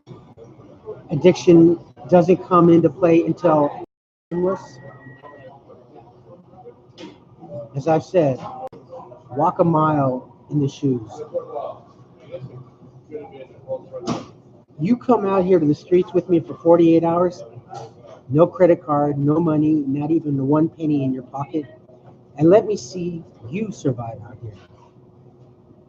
I guarantee you, you'll be crying for your mother. And I put this challenge out there. No one has yet to take me up on it. You're so smart. Do you think you can get out of the situation and you can survive? Give me 48 hours of your life out here with me. And let me see how you can survive. It's not that easy. But no address, no residency, no credit card, no money. Let me see how you're going to do what you're going to do for your first meal. Let me see where you're going to lay your head down tonight. Nobody's yet taken me up on that offer. Because they know better. They're just talking out their butt.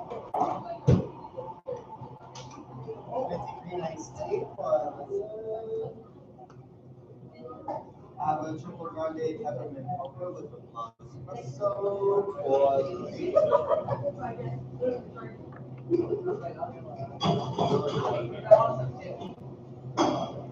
I don't know. I can't wait to start working so I can be a little bit more effective. And I have to contact YouTube again to try to get my other channel back from said pastor. I need that channel back. I need all my video content back. He locked me out, so that's all my work. That's like 2 years worth of work that I put in. And still, at the most, maybe, I think he never got past 4 subscribers. Versus how many hundreds of you now that I have? And he's a shyster, he's a snake oil salesman. I mean, I don't really like talking bad about the person. Talking bad about the person is when you don't have the facts or you're not speaking the truth. I have the facts. I am speaking the truth about this person. He deceives the community. He takes all these donations and he says 100% of money donated stays in the community. It doesn't. He hasn't fed a homeless person in over 2 years. And he still takes all these donations. Hey, you're not. Oh, I see you there. Here you go. I'm sorry about that.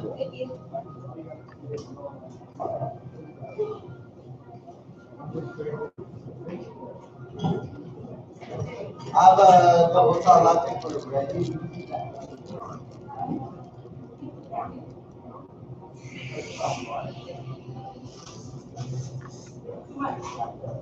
Oh, I see. Okay. Checking the spare parts here for my camera, and I'm like, okay, I understand the clip, but why do I have a hex nut?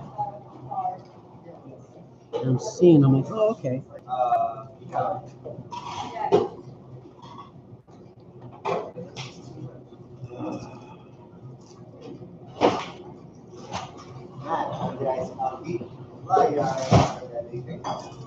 All right, my friends.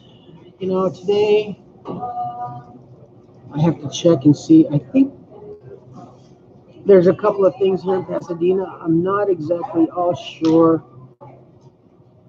where I'm going to go today. Funds are limited and depleting very rapidly. This next week is going to be tough. And I don't start orientation until August 20th. And I'll know more about my job and my position. And actually when I'll be training, because I'll be training at one of the stores. I'm hoping actually that I'll be trained here at one of the local stores, either in East Colorado or here on West Colorado. But and I think the store is slated to to be open in either October or November. I think October. So really excited about that. And I got a call Monday, and I have 2 scheduled interviews for 2 other jobs, and I had to call them up and cancel that. I've already had to cancel 2 interviews and call back 2 other places to say sorry, but I already have a job. Better late than never. It's pretty awesome. And the one that I really killed me to turn down was I had a job offer to work for In-N-Out Burger over here on Foothill. It's the busiest store in San Gabriel Valley. Right now, if anybody knows anything about In-N-Out, their startup employee package is fantastic. They start you off at $14.25. I mean, full 401k, medical, and everything off to start because it's a great business. But I had to turn them down. It's $1 more. The incentive package is better. But I'm starting with an established company, and I'm starting off at a brand new store in La Cañada, Flint Ridge. So, and I know that I can move up in management position within 6 months. So I'm better off. I'm just doing it smartly.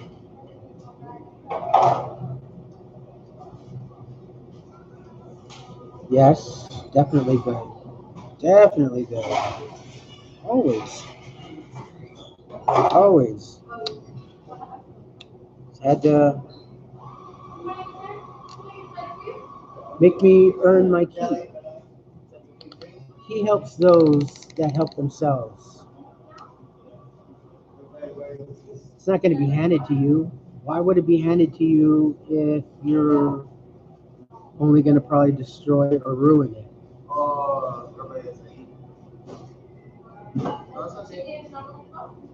It's like school. Life is like school. You don't get your diploma until you've proven you already had that knowledge and you've done the work to earn that knowledge to get that scroll. So that's the way it is.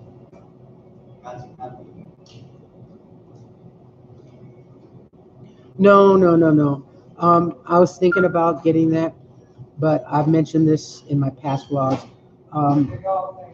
Owning a bicycle in Pasadena is the worst investment because bicycles are highly coveted, and it's the #1 item that is stolen here in Pasadena. And it doesn't matter what kind of lock you have.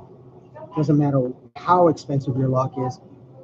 If they want your bike, they will take it. And I've seen them steal even kids' bikes. You know, Pasadena has even had their bicycle, Pasadena police has even had their bicycle stolen. They don't care. They will steal your bicycle. So, no.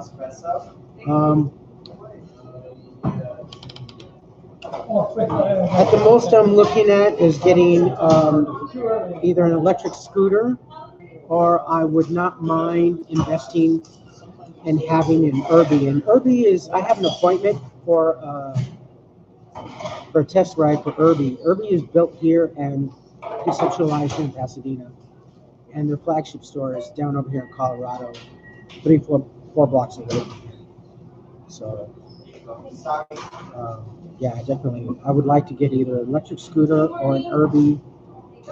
It's expensive, but it's a good investment. Because you can pull that up and take it with you, where on a bicycle you can't.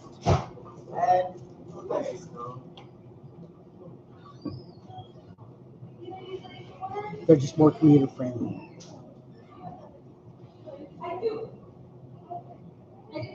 And honestly, to have a car here in Pasadena, that's another expense, because parking here is a premium. You would not be surprised how expensive it is to park a vehicle. And to get a permit parking pass, it's pretty expensive. But I mean, just even to park is expensive. Unless you're doing the real cheapy sneako way, which a lot of people park at Target and then they'll walk in Miranda around town and stuff like that. So,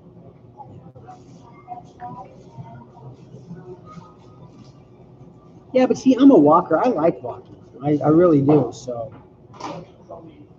walking doesn't bother me, but I would like to get some sort of motorized transportation. Henceforth, that's why I'm looking at an Irby electric scooter.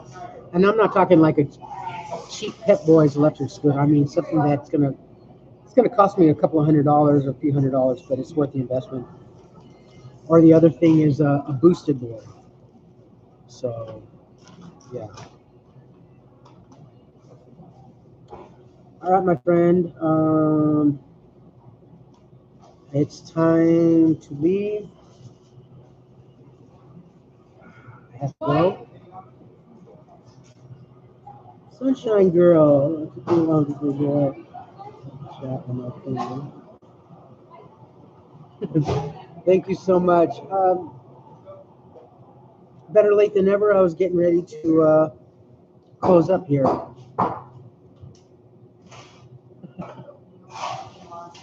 Where are you from? Where do you hail? Regale us. I'd like to know where people are from.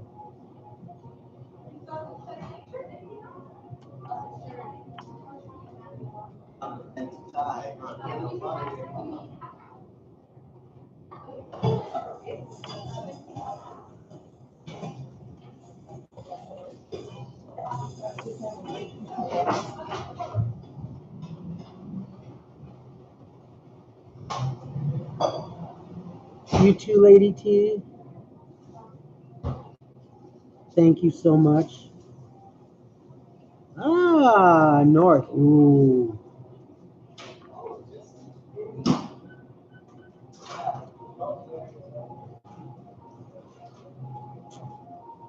The homeless situation is pretty bad up there too. Pretty awful. I've seen what a lot of the homeless people that are addicted on heroin are doing to the BART subways and everything.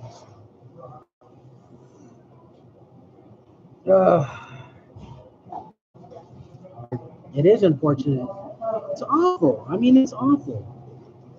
I've already mentioned this. Homeless people are just alcoholic and drug addicts. The addiction doesn't come in until after the thing out here.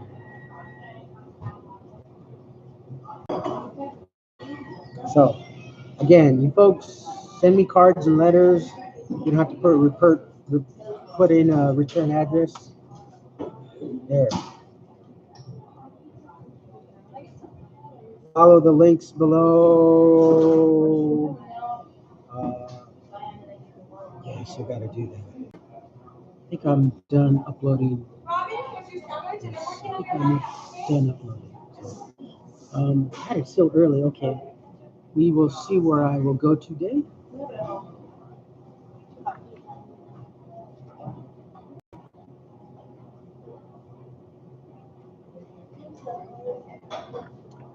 Follow my friend Mark's channel, Invisible People.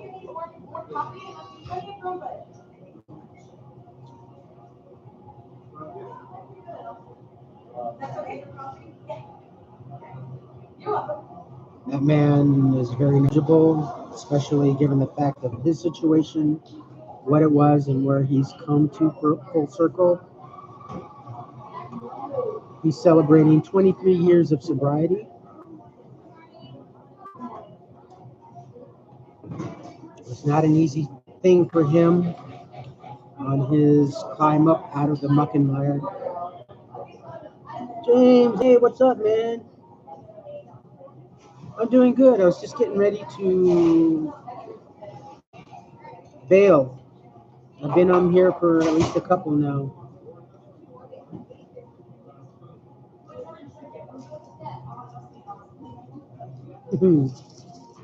Cool, awesome.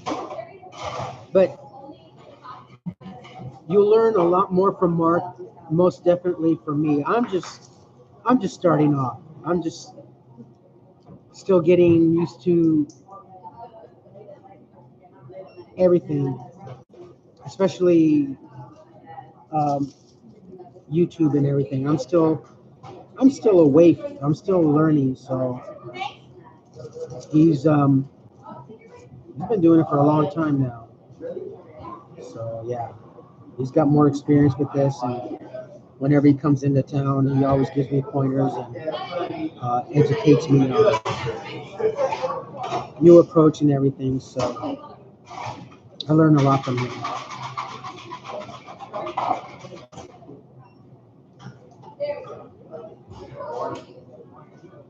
And now that I'm fully juiced after 2 cups, all